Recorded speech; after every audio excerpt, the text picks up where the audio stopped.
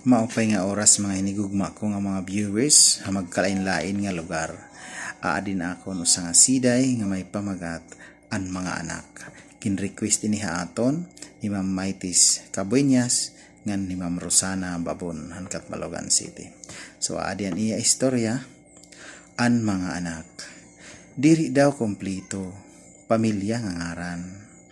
Kung tatay, nanay la iton makikitaan.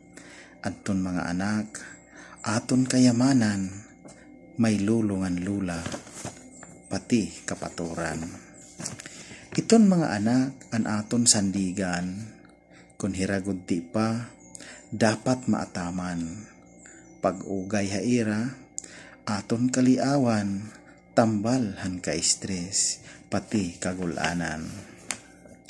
It-responsibilidad kakuri dumdumon, haros adton kusog, haira ubuson, sakripisyohan nanay, hira pagdinadon, sakob hituntian, hinhalaba nga panahon.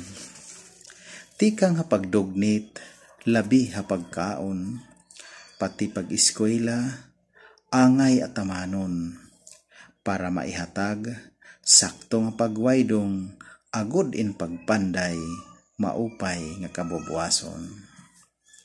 Kung maabot naman, itira panahon, an anak tapos na, han iya profesyon, hiya an andam na, hatrabaho nga tadong, pwede na bumulig, kung may da paglaom.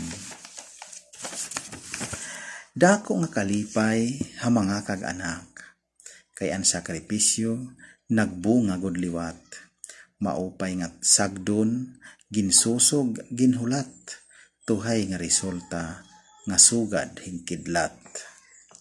Iton mga anak, angay mamalandong, mag-upay nga larang, nga iyo kakadtuon, agod di magbasol, haorhi nga panahon, nga dapat an orhi, indiri unahon.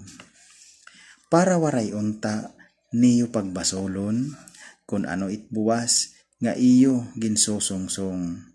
Pagtuhay, pamati, maupay nga sagdon, tikang hakag-anak, kay ito pagwaydong.